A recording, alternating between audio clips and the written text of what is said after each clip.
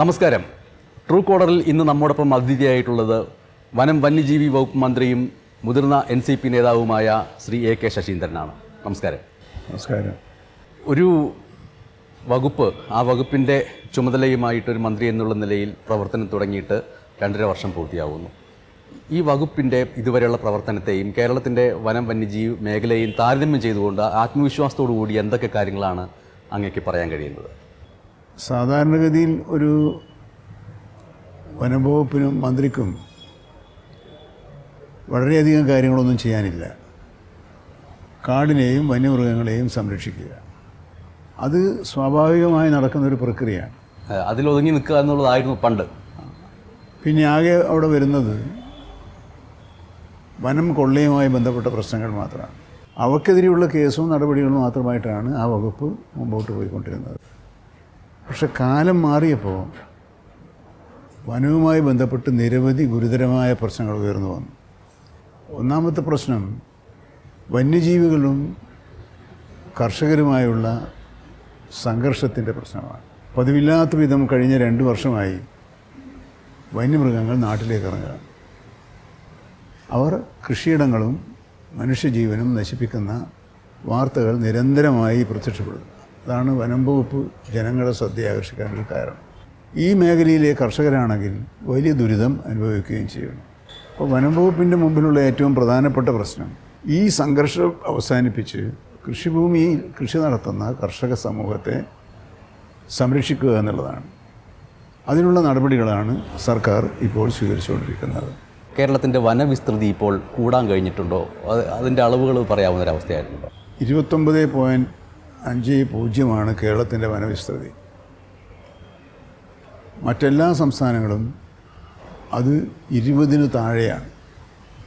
വന്യമൃഗങ്ങൾ പെരുകുന്നു എന്ന് പറയുന്നതിൻ്റെ അർത്ഥം എന്താണ്? വന്യമൃഗങ്ങൾ സുരക്ഷിതരായി നമ്മുടെ വനത്തിൽ കഴിയുന്നു എന്നാണല്ലോ. ആവാസ വ്യവസ്ഥയിൽ അവർക്ക് തുടരാൻ കഴിയുമെന്നുള്ളതാണ്. അപ്പോൾ ഈ 2 ചിത്രവും നമ്മളെ ഓർമ്മിപ്പിക്കുന്നത് വനഭൂമി സംരക്ഷിക്കുന്ന കാര്യത്തിലും വന്യജീവികളെ സംരക്ഷിക്കുന്ന കാര്യത്തിലും വനം വകുപ്പ് കാര്യക്ഷമമായ പ്രവർത്തനങ്ങളാണ് ഇപ്പോഴും നടത്തിക്കൊണ്ടിരിക്കുന്നത് എന്നാണ്. രണ്ടാമത് നേരിട്ട പ്രശ്നം സുപ്രീം കോടതിയുടെ വിധിയെ തുടർന്ന് മലയോര മേഖല ആകെ അസ്വസ്ഥമായി. വനാതിർത്തിക്ക് ചുറ്റും 1 കിലോമീറ്റർ ചുറ്റളവിൽ പ്രത്യേക സോണായി നിലനിർത്തണമെന്നായിരുന്നു ആ ഉത്തരവ്. ആയിരക്കണക്കിന് കർഷകരാണ് അതുകൊണ്ട് പ്രയാസം അനുഭവപ്പെട്ടത്. അവിടെ നിന്നും ആയിരങ്ങൾക്ക് കുടിയിറങ്ങി പോകേണ്ടി വരും എന്ന സ്ഥിതിയുമുണ്ടായി. ഗവൺമെൻറ് ആ പ്രശ്നം വളരെ സൂക്ഷ്മതയോടുകൂടി കൈകാര്യം ചെയ്തു എന്നാണ് ഞാൻ വിശ്വസിക്കുന്നത്. അതിൻ്റെ ഫലമായി ഒരു കർഷകനും ഒരു കുടിയിറക്ക് ഭീഷണിയില്ലാതെ അവിടെ സുരക്ഷിതമായി കഴിയുന്ന ഒരു സാഹചര്യം ഉണ്ടാക്കി. ഈ വകുപ്പ് കൈകാര്യം ചെയ്ത ഇതുവരെയുള്ള ഘട്ടത്തിൽ എനിക്ക് അനുഭവപ്പെട്ട ഏറ്റവും സംതൃപ്തി നൽകുന്ന ഒരു നേട്ടമായിരുന്നു അത്. മറ്റൊന്ന് ചില വിവാദങ്ങളാണ്. മുട്ടിൽ മരമുറിയുമായി ബന്ധപ്പെട്ട വിവാദങ്ങളാണ്. ഞാൻ മന്ത്രിയാകുന്നതിനും എത്രയോ മുമ്പുണ്ടായിരുന്നൊരു കേസാണ്.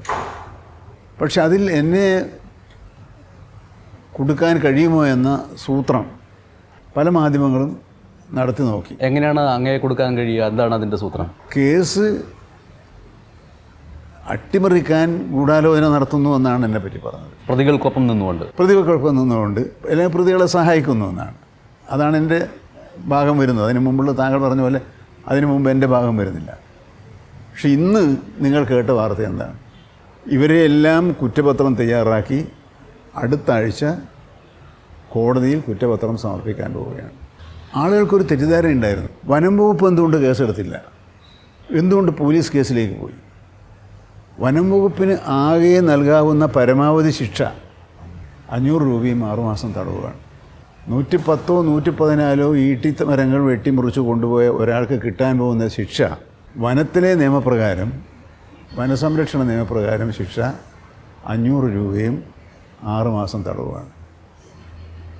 വനം കൊള്ളക്കാർക്ക് ഇതൊരു പ്രശ്നമാണോ? അല്ല, അവർക്കിത് കിട്ടിയാൽ മതി എന്നാണോ കുറ്റവാളികളെ കർശനമായി ശിക്ഷിക്കണം എന്ന് ആവശ്യപ്പെടുന്നവർ കരുതുന്നത്? ഞങ്ങൾ കരുതുന്നത് അങ്ങനെയല്ല. ഇവർക്ക് പരമാവധി ശിക്ഷ കൊടുക്കണം.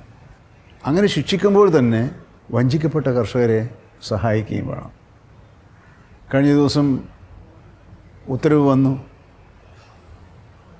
നഷ്ടമായ തുക ഓരോന്നായിട്ട് തിരിച്ചടക്കണം എന്ന് ഒരു ഉത്തരവാണ് വന്നത്. ഒരു കർഷകൻ 7,000 രൂപയാണ് അയാൾക്ക് മരത്തിൻ്റെ വിലയായി ഇവർ കൊടുത്തത്. അവർ കുറ്റവാളിയാണ് എന്ന് കണ്ടെത്തിയതിനെ തുടർന്ന് അവർക്ക് കൊടുക്കേണ്ടി വന്ന പിഴ എത്രയാണ്? 27 ലക്ഷം.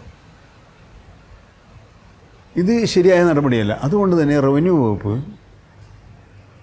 തെറ്റിദ്ധരിക്കപ്പെട്ട കർഷകരെയും ആദിവാസികളെയും ഈ ഇനത്തിൽ നിന്നും ഒഴിവാക്കണമെന്നാവശ്യപ്പെട്ടുകൊണ്ട് ഉത്തരവിറക്കി.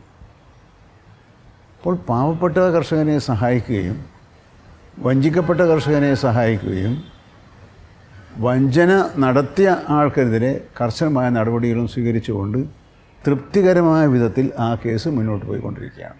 മരം മുറി അടക്കമുള്ള കാര്യങ്ങളിലൂടെ പണം നേടണമെന്ന് ആഗ്രഹിക്കുന്ന ഇതുപോലുള്ള അനവധി ക്രിമിനലുകൾ കാത്തിരിക്കുന്നുണ്ടാവാം. അത്തരം ക്രിമിനലുകൾക്ക് കൂടി പാഠമാകുന്ന ഒന്നായിരിക്കുമോ കുറ്റപത്രവും അതിൻ്റെ അനുബന്ധ കാര്യങ്ങളും? അല്ല, അത് താങ്കൾ പറഞ്ഞ ശരിയാണ്. ഈ ഗവൺമെൻറ്റിനെ സ്വാധീനിച്ച് കുറ്റകൃത്യങ്ങളിൽ നിന്നും ശിക്ഷ ഒഴിവാക്കപ്പെട്ട് മാന്യന്മാരായി നടക്കാൻ കഴിയില്ല.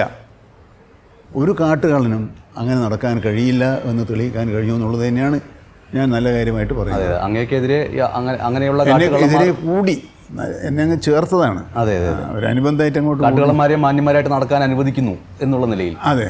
അപ്പോൾ അവർ ഇപ്പോൾ ജയിലഴിക്കുള്ളിലാണ്, അവർ ശിക്ഷിക്കപ്പെടാൻ പോവുകയാണ്. അതൊരു മാതൃകാപരമായ ശിക്ഷയായിരിക്കും എന്നാണ്, കാരണം കോടതിയാണല്ലോ ശിക്ഷിക്കേണ്ടത്, ഗവൺമെൻറ് പ്രതീക്ഷിക്കുന്നത്. ഈ കുറ്റപത്രം ഒരു ലൂപ്പ് ഹോളുകളും ഇല്ലാത്ത ഒന്നെന്നുള്ള നിലയിലേക്ക് നല്ല നിലയിലാണ്. കാരണം ചരിത്രത്തിൽ ആദ്യമായിട്ടാണ് മരത്തിൻ്റെ DNA ടെസ്റ്റ് നടത്തുന്നത്. എത്ര കൊല്ലം പഴക്കമുള്ള മരമാണ്? എവിടെയെങ്കിലും ആരെങ്കിലും കേട്ടിട്ടുണ്ടോ ഒരു മരത്തിൻ്റെ DNA ടെസ്റ്റ് നടത്തി ഉറപ്പുവരുത്തുക എന്നുള്ളത്? അതെന്താണ്? കുറ്റാന്വേഷണത്തിൽ ഒരു വീഴ്ചയും ഉണ്ടാകാൻ പാടില്ല എന്ന ശ്രദ്ധയാണ്. അങ്ങനെ നല്ല നിലയിൽ ആ പ്രശ്നം കൈകാര്യം ചെയ്തുകൊണ്ട് മുമ്പോട്ട് പോകാൻ ഗവൺമെൻറ്റിന് കഴിഞ്ഞു. മൂന്നാമതൊരു കാര്യം, ജനവാസ മേഖലയിലേക്ക് വരുന്ന വന്യജീവികൾ അവരെ നേടാൻ നിരങ്ങൾക്ക് കഴിയുന്നില്ല. വെടിവെക്കാൻ ഉത്തരവ് കൊടുക്കണമെങ്കിൽ ചീഫ് വൈൽഡ് ലൈഫ് വാർഡന് മാത്രമേ അധികാരമുള്ളൂ. അങ്ങനെ കൊടുക്കണമെങ്കിൽ നിരവധി നടപടിക്രമങ്ങൾ പൂർത്തിയാക്കണം. മറ്റൊരു വഴിയുമില്ല എന്ന് ആര് റിപ്പോർട്ട് ചെയ്യണം? ബന്ധപ്പെട്ട വനം വകുപ്പിലെ ഉദ്യോഗസ്ഥൻ റിപ്പോർട്ട് ചെയ്യണം. അപ്പോഴത്തേക്കും ഈ ആക്രമണകാരിയായി വന്ന പന്നിയായാലും കടുവയായാലും സിംഹമായാലും ആരായാലും അവൻ ചെയ്യേണ്ടത് ചെയ്തിട്ട് ഇവിടെ എത്തിയിട്ടുണ്ടാവും. അപ്പം ഇതിനെന്താ പരിഹാരം? ഈ അധികാരം താഴത്തേക്ക് ഡെലിഗേറ്റ് ചെയ്യാൻ കഴിയുമോ? അങ്ങനെയാണ് ഈ അധികാരം, കാട്ടുപന്നികളെ വെടിവെച്ച് കൊല്ലാനുള്ള അധികാരം ഇന്ത്യയുടെ ചരിത്രത്തിൽ തന്നെ ആദ്യമായി തദ്ദേശ സ്വയംഭരണ സ്ഥാപനങ്ങളിലെ പ്രസിഡന്റുമാർക്കും സെക്രട്ടറിമാർക്കും നൽകിക്കൊണ്ടുള്ള ഉത്തരവിറക്കിയത്.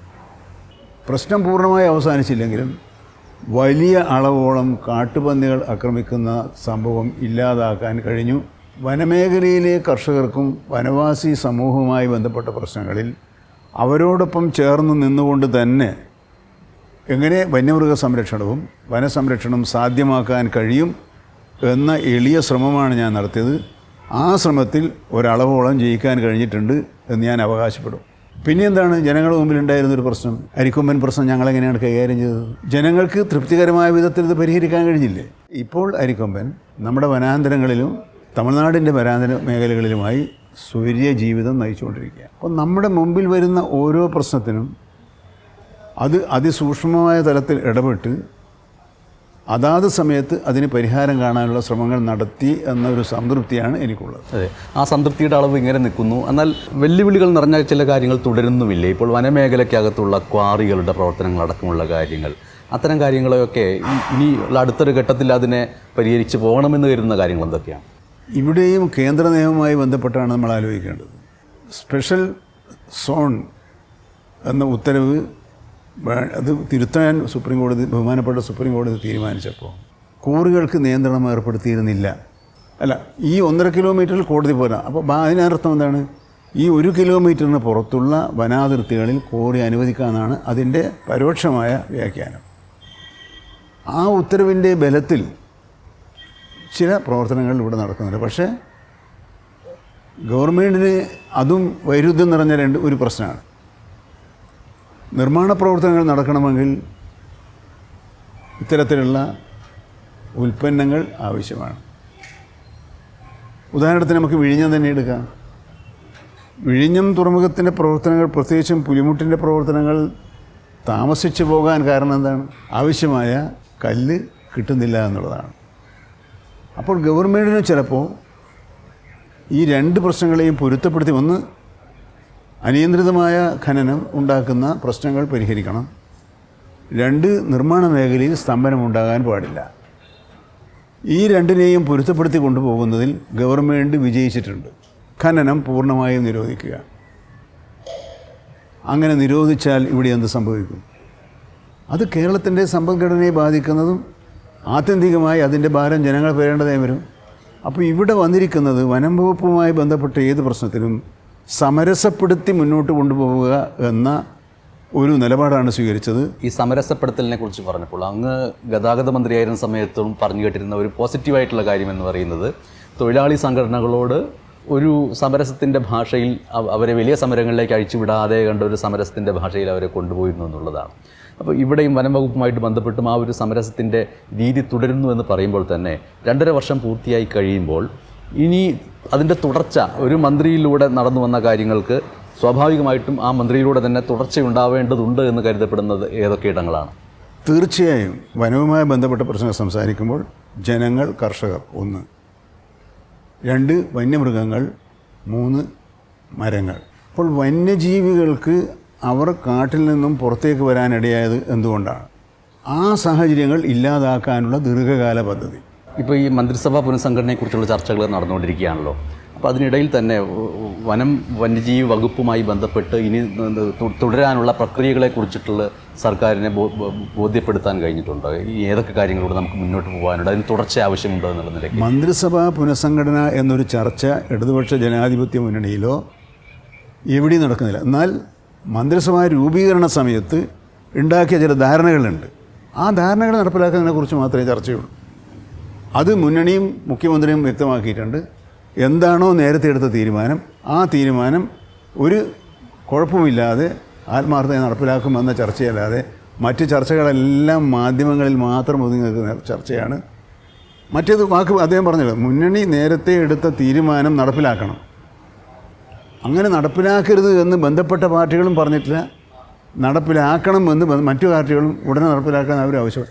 അവർക്കും അറിയാം അത് നടത്തേണ്ട സമയത്ത് നടത്തുക എന്ന കാര്യത്തിൽ മുന്നണിക്കോ ഗവൺമെൻറ്റിനോ ഒരു സംശയവുമില്ല. അല്ലാത്തൊരു ചർച്ചയും നടക്കുന്നില്ല. ഗതാഗത വകുപ്പ് ലഭ്യമാവുകയാണെങ്കിൽ ഇതിന് മുൻപത്തെ അനുഭവ സമ്പത്ത് വെച്ചുകൊണ്ട് നമ്മുടെ ഈ ഗതാഗത മേഖലയെ എങ്ങനെയാണ് കാണുന്നത്? അല്ല, അങ്ങനൊരു ചർച്ചയില്ലല്ലോ. വകുപ്പ് മാറ്റം എന്നൊരു ചർച്ചയില്ലല്ലോ.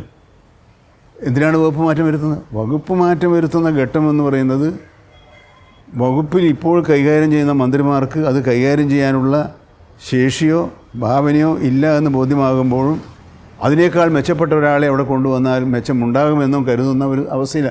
ഇപ്പോൾ മന്ത്രിമാരുമായി ബന്ധപ്പെട്ട എല്ലാ വകുപ്പുകളും അതാത് വകുപ്പിലെ മന്ത്രിമാർ, ഇനി മാറാൻ പോകുന്നു എന്ന് പറയുന്ന മന്ത്രിയും അതുപോലെ തന്നെ ഞാൻ മാറാൻ പോവുകയാണല്ലോ കൊണ്ട് എന്താ ചെയ്യേണ്ടതെന്നല്ല, ഇരിക്കുന്ന ഓരോ മിനിറ്റിലും കാര്യക്ഷമമായി പ്രവർത്തിക്കുക എന്നൊരു നിലപാടാണ് എഗ്രിമെൻ്റ് പ്രകാരം മാറേണ്ടതാണ് എന്ന് നിശ്ചയിച്ചുള്ള കക്ഷികൾ തീരുമാനിച്ചത്. കാരണം അതിൽ ആ കക്ഷികൾക്കോ മുന്നണിക്കോ ഗവൺമെൻറ്റിനോ യാതൊരു സംശയവുമില്ല, മറ്റൊരു ചർച്ചയും നടക്കുന്നില്ല. അത് അടിസ്ഥാനരഹിതമായ വസ്തുതാവിരുദ്ധമായ കുപ്രചരണങ്ങൾ മാത്രമാണ്. ആ കുപ്രചരണങ്ങൾക്ക് പിറകിൽ തൽപരകക്ഷികളുണ്ടോ? ആ തൽപരകക്ഷികൾ ആരാന്ന് എനിക്കറിയില്ല. ഉണ്ടെന്ന് പറയണമെങ്കിൽ അതുകൊണ്ട് ആർക്കാ ലാഭം? അങ്ങനെ ഒരു നടത്തിയിട്ട് ഇല്ലാത്തൊരു കാര്യം ജനങ്ങളുടെ മുമ്പാകെ അവതരിപ്പിച്ച് കുറേ കഴിയുമ്പം കേരള വിഷൻ ഉന്നയിച്ച കാര്യങ്ങൾ അബദ്ധമായിരുന്നു, കള്ളമായിരുന്നു എന്ന് പറയിക്കാൻ നിങ്ങൾ ശ്രമിക്കുമോ? എനിക്കറിയില്ല. നിങ്ങളെന്താണ് ചെയ്യുക? നിങ്ങൾ കൊടുത്തിട്ടുള്ള വാർത്ത, കണ്ടെത്തിയിട്ടുള്ള വസ്തുത ശരിയാണ് എന്ന് കാലം തെളിയിക്കുമ്പോൾ നിങ്ങൾക്ക് ആത്മസമ്മതം. നിങ്ങളത് തെറ്റാന്ന് പറയുമ്പോൾ നിങ്ങളുടെ ക്രെഡിറ്റല്ലേ പോയി പോകുന്നത്, ക്രെഡിബിലിറ്റിയല്ലേ പോയി പോകുന്നത്. അതിന് നിൽക്കരുത് എന്നാണ് എനിക്ക് മാധ്യമങ്ങളോട് അപേക്ഷിക്കാനുള്ളത്.